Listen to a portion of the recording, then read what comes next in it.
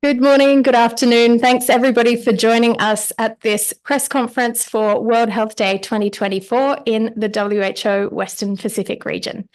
Thanks very much to all the journalists who are here with us in the room in Manila at the regional office, and also the journalists who are joining us online from around the region. My name is Olivia Law-Davies, and I'm the Regional Communications Manager for WHO in the Western Pacific. And it's my great pleasure to be joined today by our new Regional Director for the Western Pacific, Dr. Saya Mau-Piukala, who I'm going to hand over to in a moment to give some opening remarks. And that will be followed by a series of questions and answers, both from journalists who are here with us in the room and those who are online. So when it comes to the Q&A portion, those who are here with us physically, just raise your hands and somebody will come and give you a roving microphone. Those who are online, please make sure to raise your hand in Zoom or drop your question in the chat and we will come to you as well. Without further ado, I'm now going to hand over to Dr. Piukala for some opening remarks. Over to you, Adi. Magandang umaga. Good morning and a warm welcome to journalists who are here with us today and those joining online for my first press conference as WHO Regional Director for the Western Pacific. It's a pleasure to be here with all of you. My name is Dr. Saya Mau-Piukala, and I'm here to talk about a very important topic, the right to health. My health, my right is the theme of World Health Day 2024 to be marked on Sunday, April 7.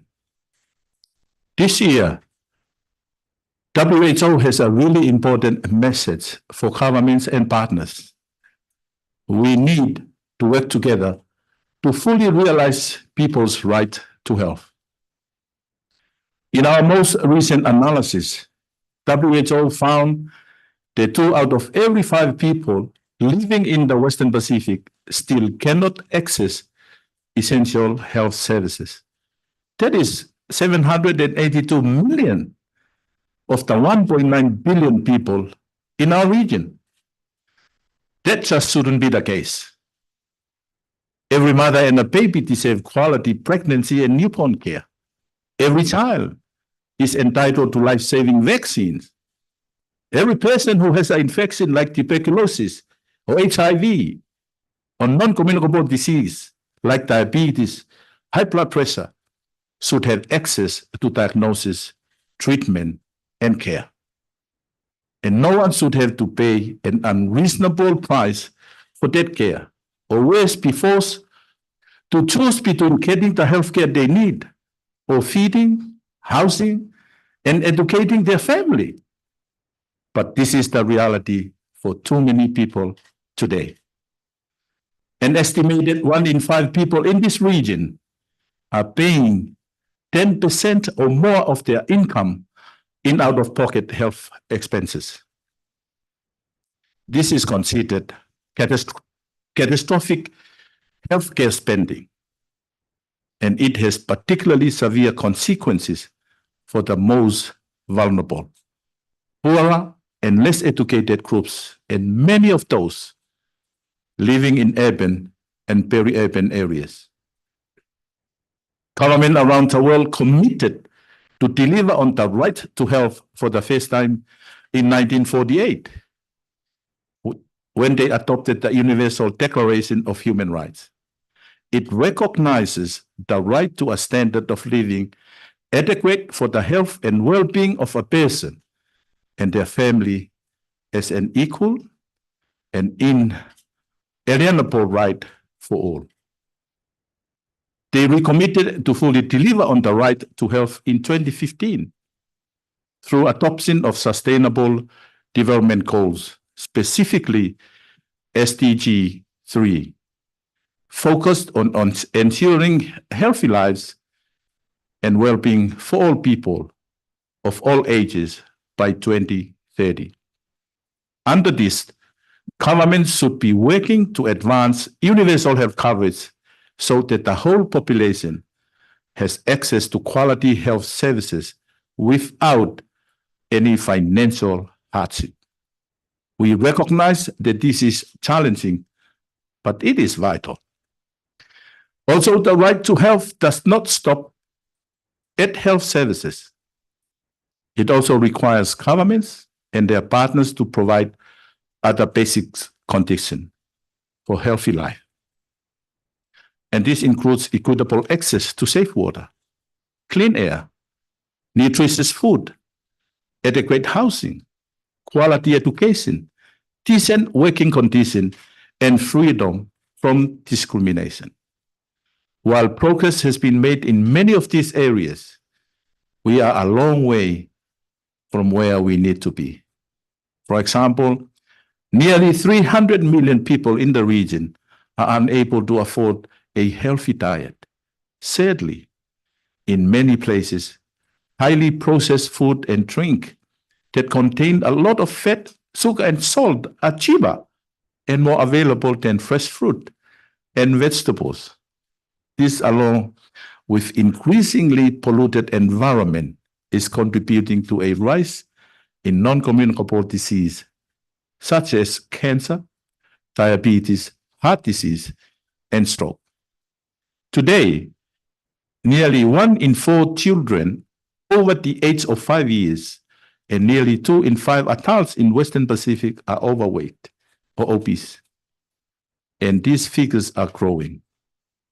By 2048, an estimated 21 million people in the Western Pacific are expected to die each year from NCDs, accounting for 9 out of every 10 deaths in the region.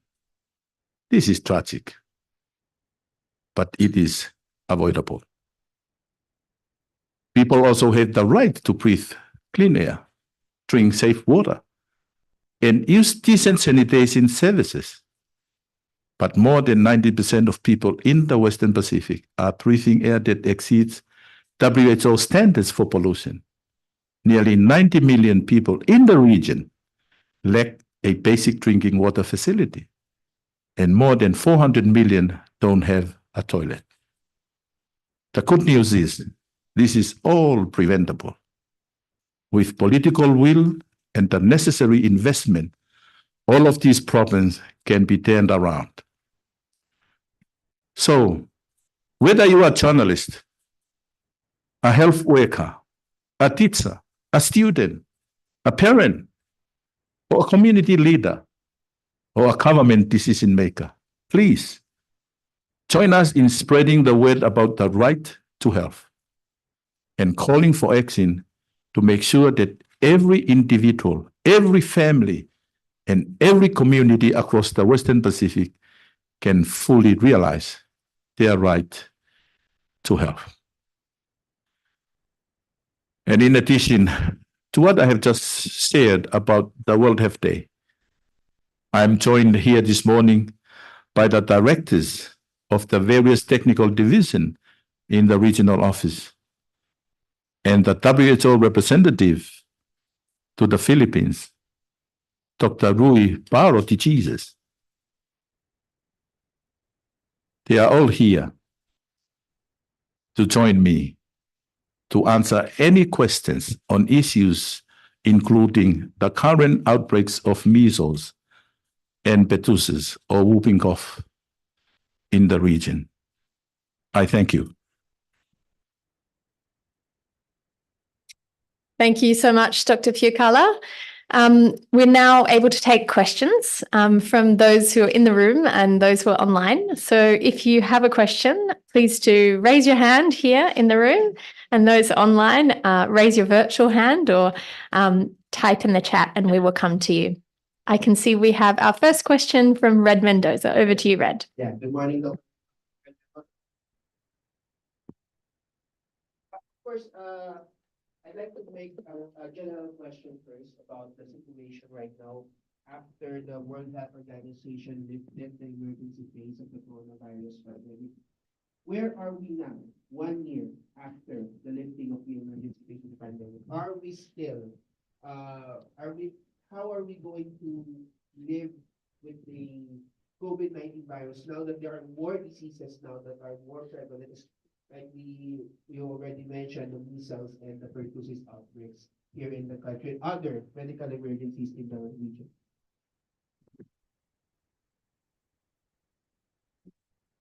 I'll just say a few remarks, and then I think the best person here is Director of Health Emergencies. As you all aware, that COVID-19 is here in the region to stay. During COVID-19, the concentration of every country was on vaccination and immunization on COVID-19.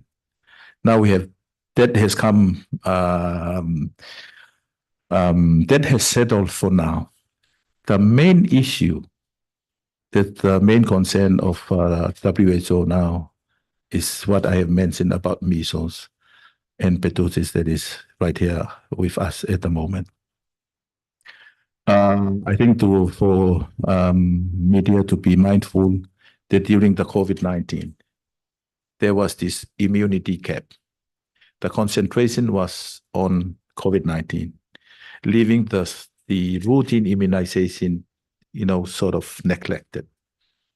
The immunity cap is getting wider and wider on routine immunization.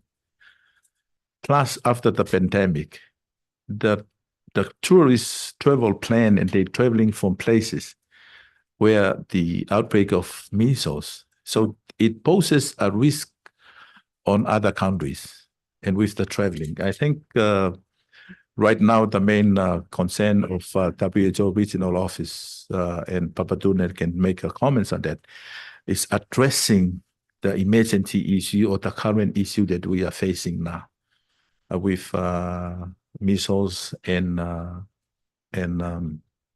whooping cough that is escalating at the moment. But of all of these, vaccines, immunization is the answer. There has been a nationwide protective immunization campaign that is going on now on the routine immunization. There's also a vaccination campaign right now.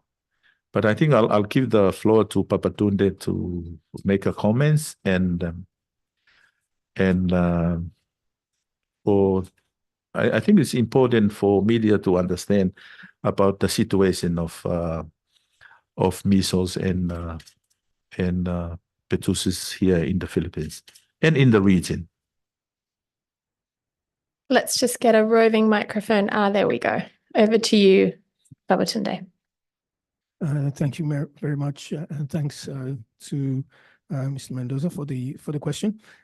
So, in terms of where we're now with COVID-19, we are in the situation is COVID-19, of course, as you're aware, is let's say stabilized globally in terms of the number of cases. We are not seeing any surges in terms of number of cases of COVID-19. And so this is to be commended. But having said that, of course, our current reliance is on laboratory confirmed cases, as there are very few cases now being individually identified using what we used to call RATs, or rapid antigen tests. Now, in relation to this, previously for 3 years, the world focused on COVID-19. And at that time, as has been said by the regional director, the immunity or protection in relation to other diseases that were vaccine preventable suffered because the vaccine uptake in many parts of the world decreased. Now, we are seeing as a result of this, some of these outbreaks of measles and pertussis around the world. And therefore, our aim is to use the lessons from COVID-19 to help us to strengthen our health systems and the health system infrastructure in order to be able to respond appropriately to these actual emergencies. And as you also may be aware, when we talk about COVID-19, you may be aware of the pandemic agreement, which is being discussed in Geneva at this time. And this will also help to prepare the world against future pandemics, such as the one that we have seen in relation to COVID-19. I can answer further questions if you need clarity, but I think maybe in the interest of time, back to Liv. Thank you both so much. Dr. Rui, did you want to add anything further on that, on the situation in the Philippines? We'll get a microphone to you as well. Thank you very much. So, Liv, you want me to also add on the COVID or go straight to the measles and pertussis? Okay, I think I will start my comment with general comment on COVID as well. I think you mentioned, our journalist mentioned about the lifting of COVID being public health emergency of international concern. That's true, but please bear in mind, we do not leave the preventive measures. So preventive measures still there with you. Now, the second point about COVID is that we have conducted what we call after-action review, with not only from health sector, but also involve other sectors. And we have, I think, a lot of lessons that we learned. And then as a follow-up of it, I think, WHO country office, in collaboration with regional office, we try our best with the Department of Health to improve the preparedness, including some what we call simulation exercise at the airport. And now we start the simulation exercise at the subnational level. So that's just for your information. Now, I think you're very much interested to know about the situation of measles and pertussis in the Philippines. I think I think it was published in the media a few weeks back about the measles, particularly in BAM. RD has mentioned that this is, among other things, is the result of probably the restriction of movement during COVID-19, which created a gap of the immunization in the Philippines. Now, I just want to go directly to the response to this. Last week, I accompanied Honorable Secretary of Health of Philippines. We visited BAM. Basically, that was to look at the preparation at the BAM. So we met with, of course, the Chief Minister and high-level officers from the Ministry of Health in BAM, and also we met with some community leaders to look at the preparedness, preparation for this campaign, which started 2-3 days back on 1st of April. As of today, let me look at my note here. Together with Ministry of Health and in collaboration with WHO and other partners, we are able to mobilize 4,579 vaccinators to cover all areas in BAM. And as of yesterday, we are able to vaccinate children from 6-month-old to less than 10 years old. The number is 232,890, which represent 17% of the target population. The target population, I think, was informed earlier, about 1.3 million in BAM alone, right? So we continue to work with the Department of Health at the central level as well as at the subnational, including BAM and also municipality level. And at the national level, the Department of Health has activated Emergency Operations Center, of which WHO continue to be part of it. And we have the meeting every day to look at the current situation and also analyze the situation, including the challenges in the field. And we discuss with the authorities at the subnational level to address the challenges facing the situation in BAM. So that's about the measles in BAM.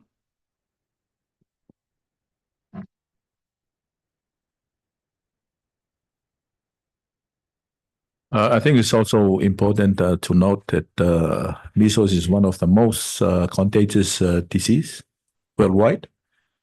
And to avoid the large-scale recession in the region, we need two important things. High-quality immunization coverage. That means you need to have 2 doses of measles vaccine, as well as a strong surveillance system for early detection and response. And in the last few weeks, I have sent a letter to all the ministers within the region of Western Pacific, recommending to them the outbreak risk assessment that need to be done, and a high quality vaccination, and to strengthen the surveillance system and the capacity of countries for outbreak detection and response. We do expect the measles outbreaks to spread to our member state in the region.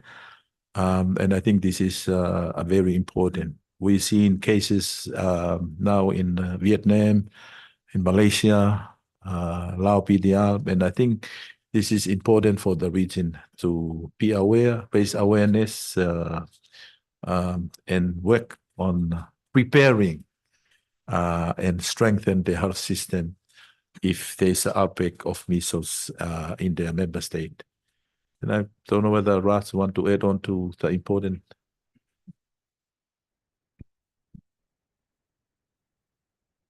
Yes, indeed, as Dr. Rui and our regional director have mentioned, this is a challenge for the whole region, not just Philippines.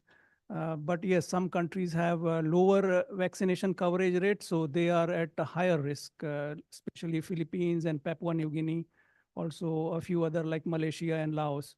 So as regional director mentioned, we have sent out letters to all member states to ramp up the routine vaccination, but also wherever required to do catch-up campaigns.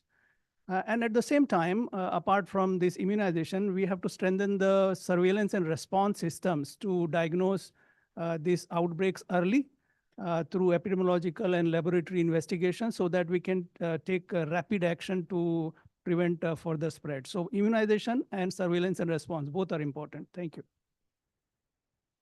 Thanks so much, everyone. I see another question here in the room. Let's bring the microphone over. If you could just kindly introduce yourself as well. Hi, Liv. Dr. Sai, I'm Rafael Bosano from ABS-CBN News. So given the immunization gap caused by the pandemic, when do you see countries actually bouncing back and recovering the immunization rates back to normal levels during pre-pandemic times? And how big of a threat is this, or how big of a pressure is this on the health system of these countries?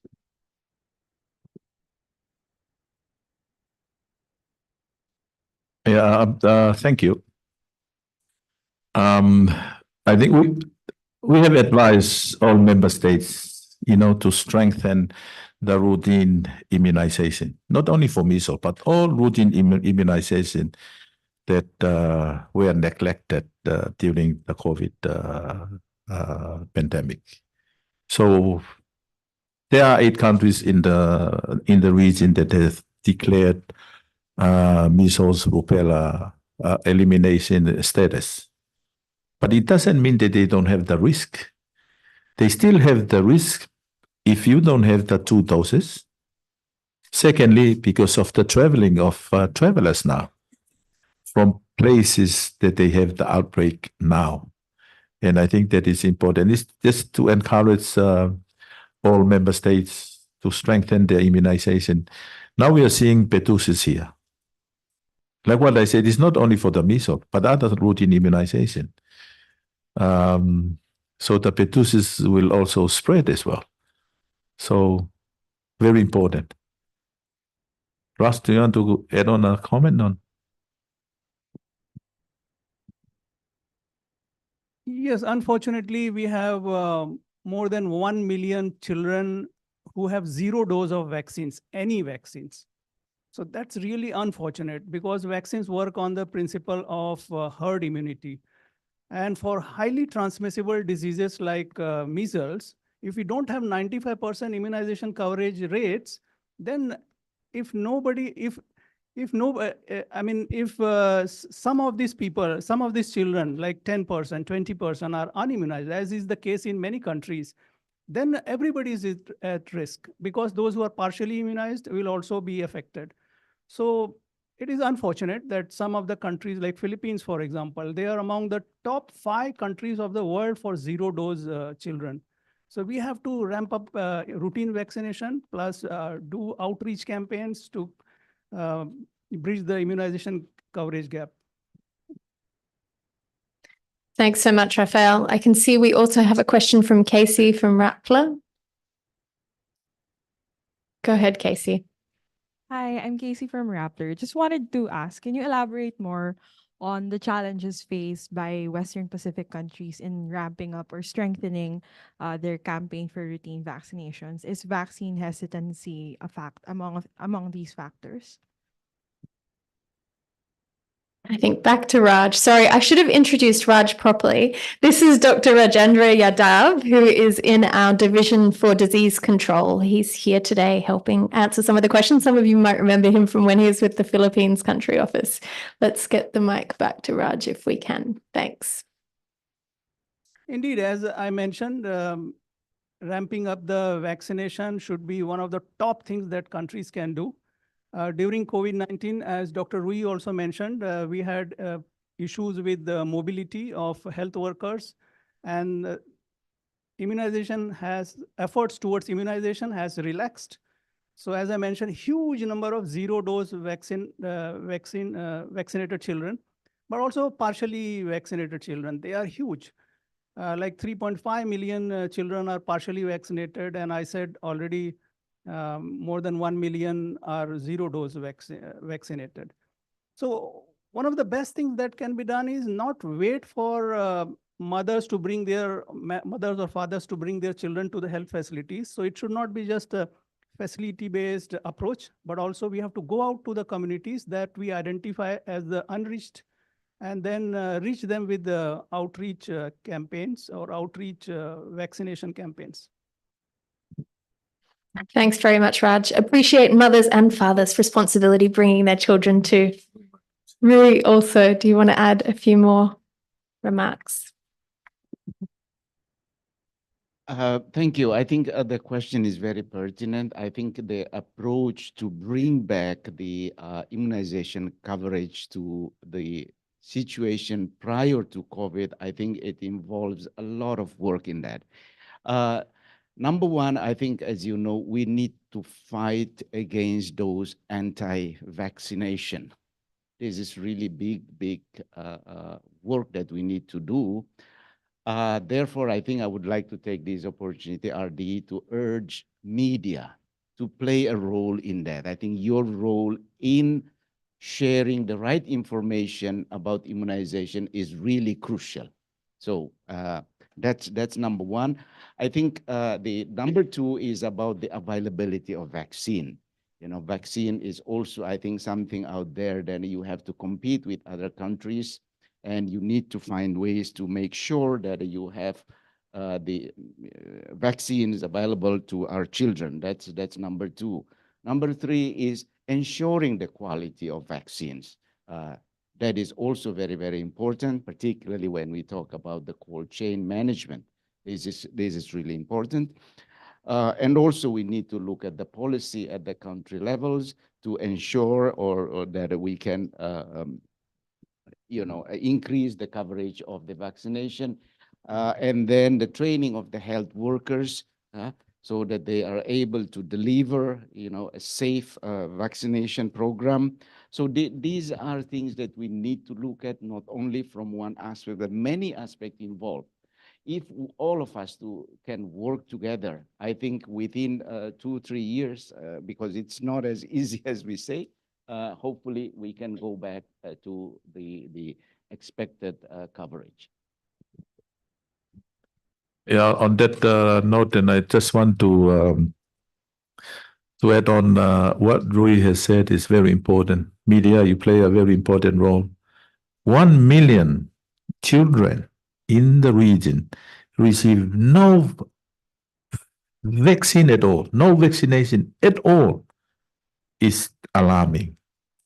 And I think it is very important that media helps out in sharing the message, the importance of reaching out. Because if action are taken to reach every child with the vaccines and strengthen the health system, even those who had declared elimination, they still have risk of resurgence, and especially of this highly contagious.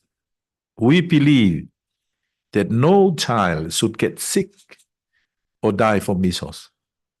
And that's the message that need to go out. Important to get your child the vaccine that they needed for measles.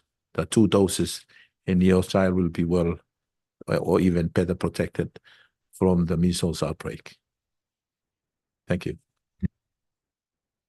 Thank you so much, Dr. Piukala. Any other questions in the room or online?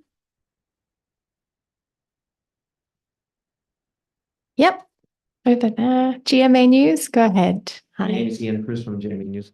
A significant number of countries are now affected by El Nino.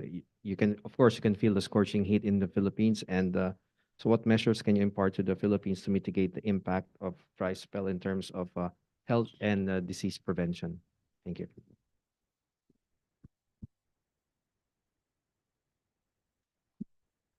Thank you so much for the question on El Nino and heat and the health impacts and what we can do. Let me introduce my colleague, Sally Edwards, here, who's our expert on health and the environment, who can give a few remarks to start with. Over to you, Sally. Thank you very much, Liv. Good morning, everybody. As you rightly said, El Nino is affecting many of the countries in our region, but in very different ways. Different parts of the region are suffering drought and heat, and others flooding and extreme storms. What's very important is that our health systems continue to be prepared for all of these eventualities, all of the extreme weather events, that we really focus on strengthening our preparedness and readiness for these events. We're also working with countries to look at developing and strengthening early warning systems so that the preparedness can start to take place in an opportune time as we move through all of these different events, because El Nino, as a climatic phenomenon, does have these differential effects in different parts of the region, and the effects aren't only due to El Nino. We get flooding from all sorts of different causes. We get extreme heat related to and unrelated to El Nino, and so it's very important that our health systems are prepared and ready to address all of the different challenges that these climatic phenomena can produce. Thank you so much, Sally. I think we are just about out of time, unless there is one more question in the room, because we, as you may know, have a big event today to mark World Health Day with our key partners and ambassadors from around the world here in the Philippines. But just enough time if anyone here in the room or online wants one more question. Okay. I can see Ruel has a hand up, so we might have one. Yes. So this one's from Pacific Island, from Islands Business News. Pacific Island nations such as Tonga have been found to have high prevalence in obesity among women and men aged 20 and above.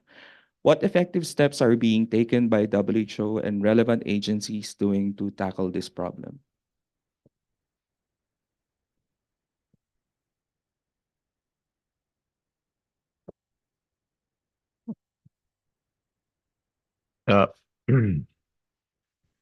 As in the remarks that I said about the Pacific Island countries,